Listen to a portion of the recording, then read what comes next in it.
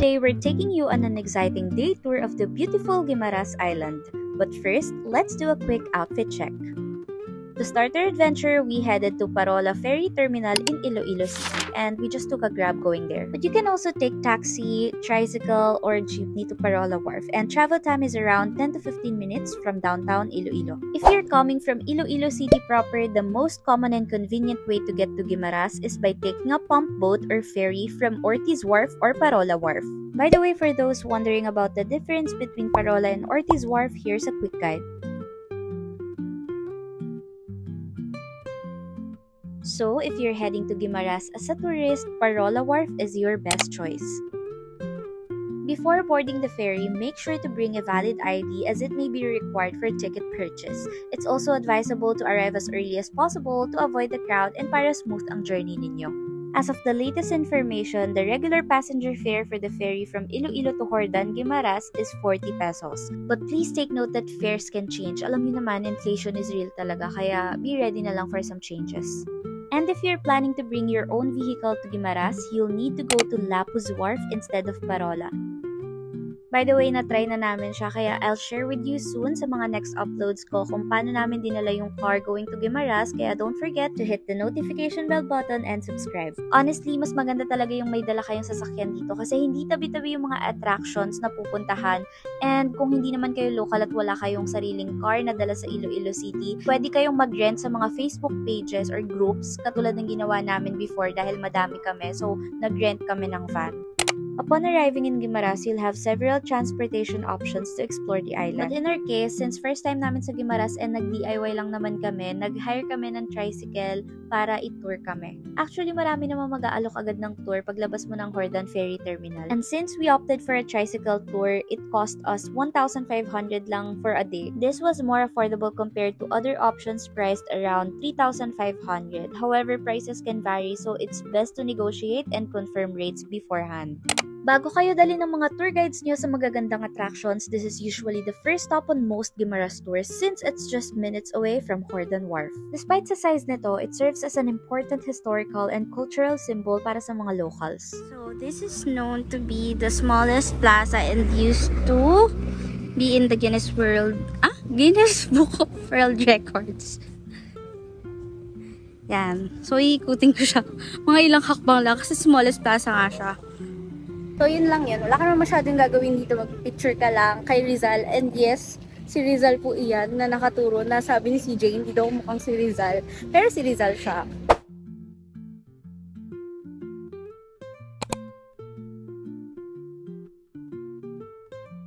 Ano po sila? Si Kuya yung tour namin. Anong pangalan mo, Kuya? Tupi po. Tupe. Si Kuya Tupe. Dapat Kuya 4, nasa ano na kami. Nasa warp na po kayo. 3:30 to 4. Sa ano na kami. Sa Lighthouse. Sa Raven Beach. Nasa Iloilo na kami ulit. May mga souvenirs doon na tinitinda sila. There are total of 28 windmills. May bago na siyang tropa. Tropa Beats. Si manager, nagmamay day na yan.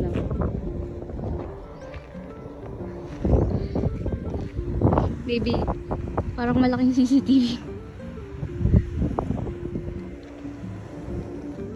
Oh, A for effort si Kuya. Sorry.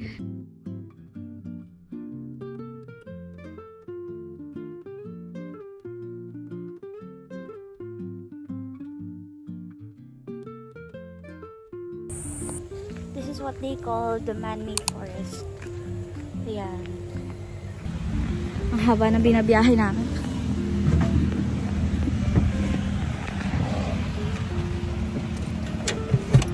Hantok na yun.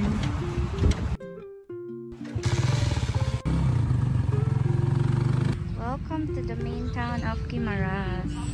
This iconic landmark stands near the Guimaras provincial capital, making it a popular spot for tourists to capture memorable photos upon arriving on the island. As a Filipino, trademark na talaga sa atin yung nagpapapicture tayo sa mga big letter signs or yung mga provincial names whenever we see it, diba? While traveling, minsan sa mga big arcs, nagsa-stop pa tayo para lang magpicture. Remembrance lang na nakapunta ka na. Next stop is the famous Pit Stop restaurant here in Hordan, Guimaras. It's home of the iconic mango pizza, a must-try talaga for every foodie visiting the island.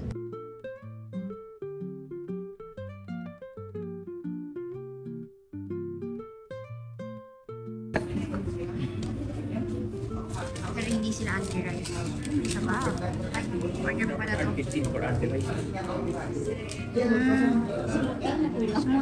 Smoothie and juice. Thank you. Asan yan yung juice? Dito. Parang pareho. Parang parehas sila. They're famous mango pizza. The first mango pizza. Charan! Woo! Bigyan natin si Kuya driver natin for today's video. Ano pangalan niya? Ano niyo youngsters? Dahil sa sobrang ano niya? Oh, nagsaslide yung mango. Kailangan i-slice ko muna siya siguro ng slice na sliced. At wala silang knife, so yung tinidor ko na lang. Masyadong malambot. Ayan. Okay. Let's have a taste.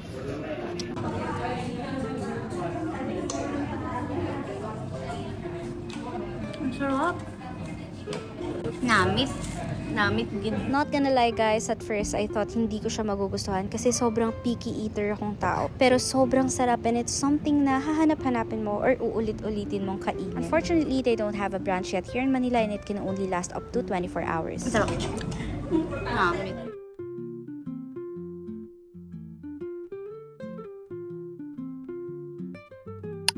Next stop, the Serene Our Lady of the Philippines Trappist Monastery in Hordan, Guimaras. Established in 1972, it's the only Trappist monastery in the Philippines, home to monks of the Cistercian Order of the Strict Observance.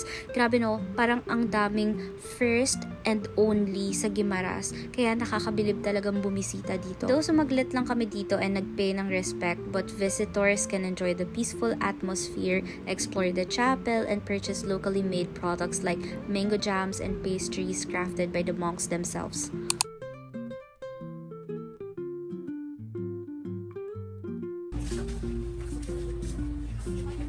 Maybe.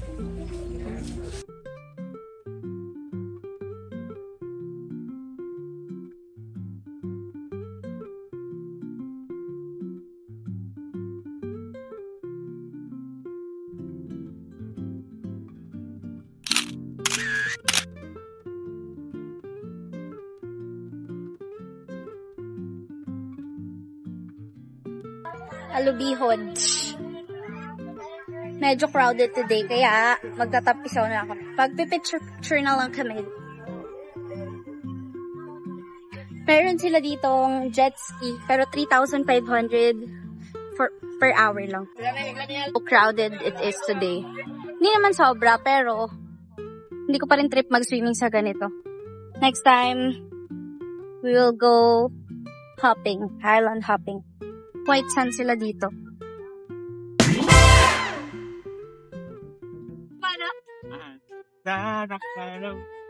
Bruh. Anda na yung na-set-set daw. Ano pa? Kuya, andan na. Handa na tayo.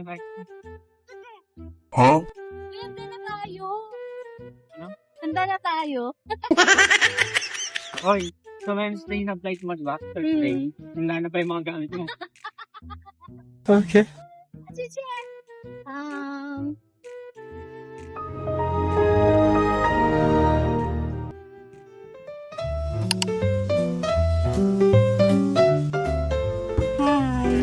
Hello. No answer. Environmental fee daw. Ikaw naman. Magkano? 10 pesos per head. Isang pangalan na, sir. Kamusta kayo dito? Ganun pa rin. Marami pang tao. Come and go. Nakakain ko lang. Ang taray, come and go. Kay sightseeing lang.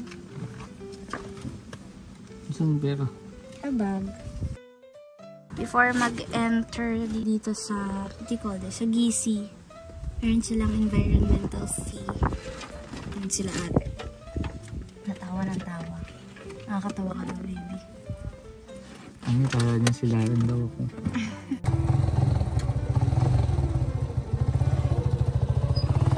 daw yung lalakbayin natin. Papuntang lighthouse. Nako, nakakapagod pabalik. Pataas. Bring it for me, baby. Bring it for me.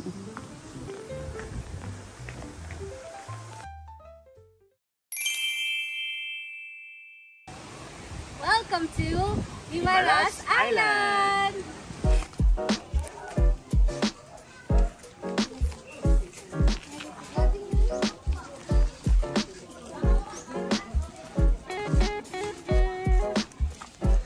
Baby.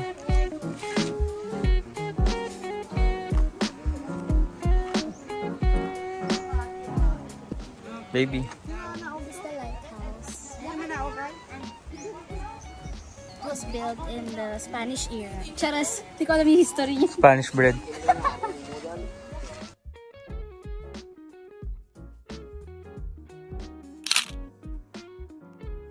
Are you, ma'am? Nakikihugas lang tayo. Oh my God, mukhang papayat ako. Tignan mo naman, oh. Oh my God, ang ganda ng ano. Ang ganda talaga.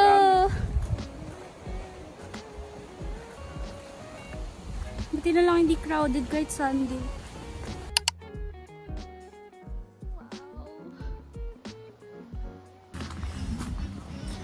40 pesos. Please get one and pass. Mga 30 minutes lang. Look how beautiful it is. Ganito lang yung gusto kong pag-swimmingan. Unlike yung kanina. White sand pa rin naman siya.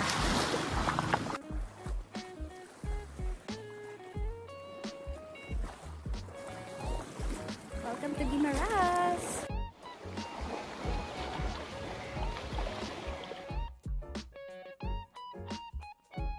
Kapagbanlaw na tayo mga youngsters. At sabi ko na nga ba, papayat talaga ako dito. Ang tarik. 100 per kilo lang. O, magkano sa Maynila? Home of the sweets. City of sweets. Harvest mode muna siya.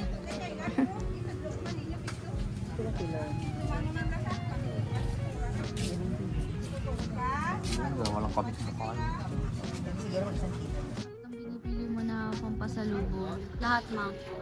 Mango scotch, mango piyaya, mango tart, dried mangoes.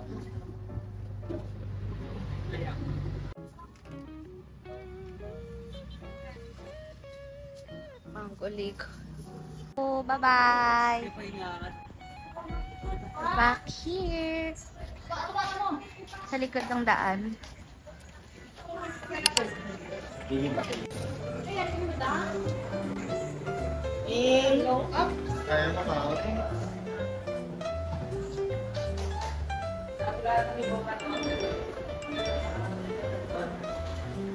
Yun na, may signal na ako dito banda. Ah, they also have the pit stop here. Sarado nga lang.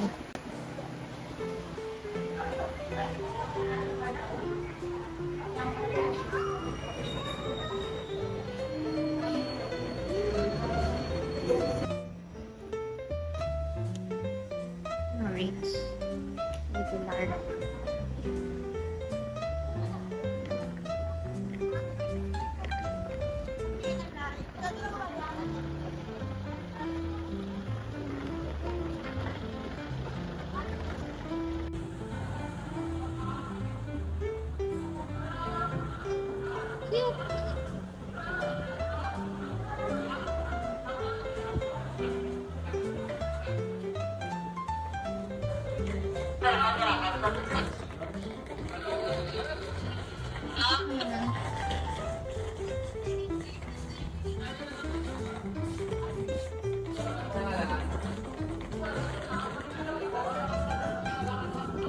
Tapos maglalag pa ulit.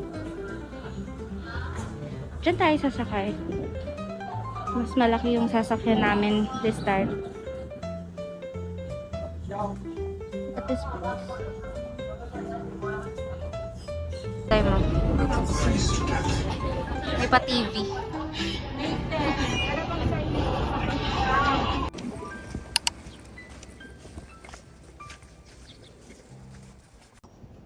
Welcome to Iloilo. Oh, may nakasulat. Iloilo. Ilo.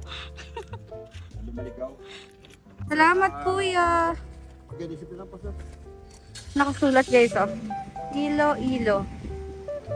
Nakaloka.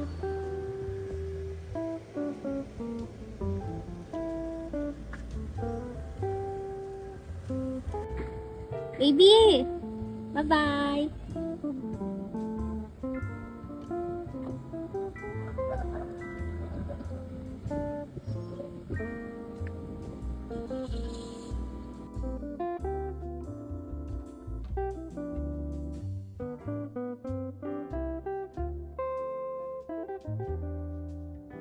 Down for Manila. Baby, say hi. Ang hirap. Ang hirap ng madaming hawak. Bye. Love you. Bye-bye. Bye-bye lang.